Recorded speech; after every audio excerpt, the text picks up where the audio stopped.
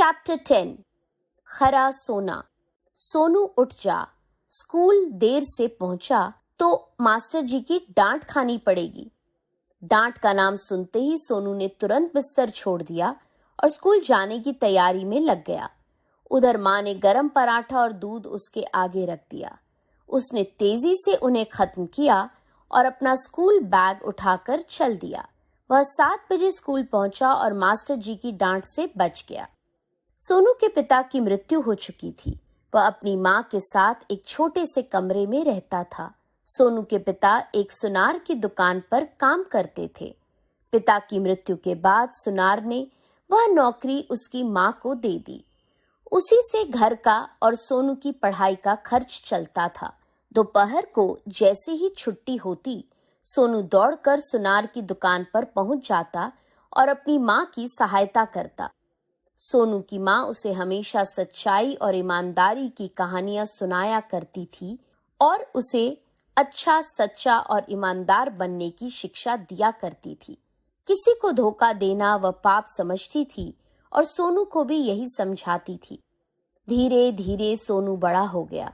तब उसकी माँ के कहने पर सुनार ने सोनू को भी अपने यहाँ काम पर रख लिया।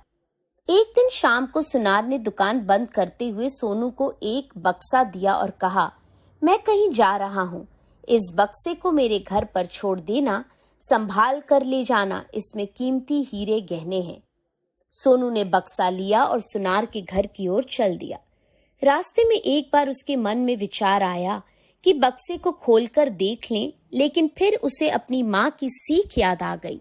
उसने बक्सा नहीं खोला और उसे सुनार के घर छोड़कर अपने घर आ गया। अगले दिन जब वह दुकान पर पहुंचा तो सुनार ने उसे अपने पास बुलाया और कहा, सोनू, कल मैंने तुम्हें जो हीरे गहने दिए थे, उन्हें मेरे घर पहुंचाकर तुमने अपनी ईमानदारी को साबित कर दिया है। तुम खरा सोना हो। मैं तुमसे बहुत खुश हूँ। इसके बाद सुनार ने सोनू को अपनी दुकान का मैनेजर बना दिया। उसने सोनू और उसकी माँ को रहने के लिए एक अच्छा घर भी दे दिया। शब्द अर्थ: मृत्यु, मौत; शिक्षा, सीख; बक्सा, डिब्बा; कीमती, मूल्यवान; साबित, सिद्ध; खरा, शुद्ध; मैनेजर, प्रबंधक। अध्यापन संकेत: अध्यापक बच्चों को बताइए कि हमें हमेशा ईमानदार रहना चाहिए।